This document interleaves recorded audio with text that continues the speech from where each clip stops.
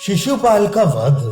शिशुपाल की बात समाप्त होने पर भगवान श्री कृष्ण ने बड़ी गंभीरता से मधुर शब्दों में कहा, राजाओं, ये हम लोगों का संबंधी है, फिर भी हमसे बड़ी शत्रुता रखता है।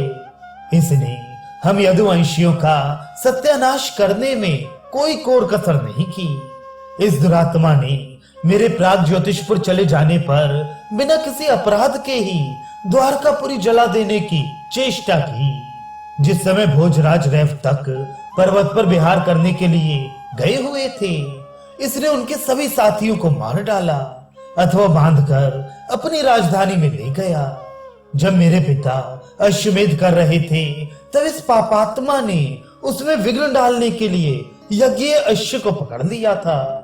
यदुवंशी तपस्वी बभरू की पत्नी जिस समय सौवीर देश के लिए जा रही थी, ये उन्हें देखकर मोहित हो गया और बलपूर्वक हर ले गया।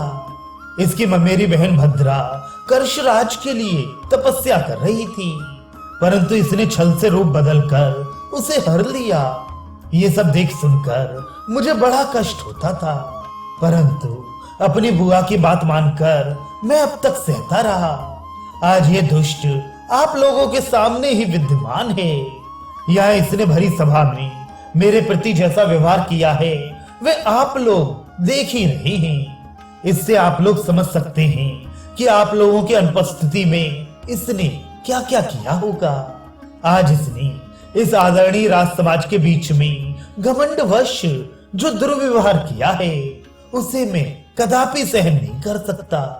भगवान श्री कृष्ण इस प्रकार कह ही रहे थे कि शिशुपाल उठकर खड़ा हो गया और ठठा ठठा कर हंसने लगा। उसने कहा, कृष्ण, यदि तुझे 100 बार गरज हो तो मेरी बात सुन और सह, ना गरज हो तो जो चाहे कर ले। तेरे क्रोध या प्रसन्नता से न मेरी कुछ हानि है और ना तो लाभ। जिस समय शिशुपाल इस प्रकार कह रहा था, उसी समय भगवान श्री कृष्ण ने चक्र का स्मरण किया।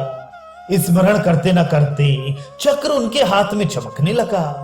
भगवान श्री कृष्ण ने ऊंचे स्वर में कहा, नरपतियों, मैंने इसे अब तक जो क्षमा किया था, इसका कारण ये था कि मैंने इसकी माता की प्रार्थना से इसके 100 अपराध क्षमा करने की बात स्वीकार कर ली थी। अब मेरे वचन के अनुसार संख्या पूरी हो गई, इसलिए आप लोगों के सामने ही इसका सिर धड़ से अलग किए देता हूँ। भगवान श्री कृष्ण ने यह कहकर बिना विलंब उसी चक्र से शिशुपाल का सिर काट डाला और सब लोगों के देखते देखते ही वह वज्रविद्ध पर्वत के समान धराशायी हो गया। उस समय राजाओं ने देखा कि शिशुपाल के शरीर से सूर्य के समान प्रकाशमान एक श्रेष्ठ ज्योति निकली। उसने जगत वंदित कमल लोचन भगवान श्री कृष्ण को प्रणाम किया और लोगों के देखते देखते ही वे उनमें समा गई। वे अद्भुत घटना देखकर उपस्थित जनता आश्चर्यचकित करने लगी। सभी एक स्वर से भगवान श्री कृष्ण की प्रशंसा करने लगे। धर्मराज युधिष्ठिर की आज्ञा से भीमसेन आदि ने तत्काल उसके प्रेत संस्कार का प्रबंध किया।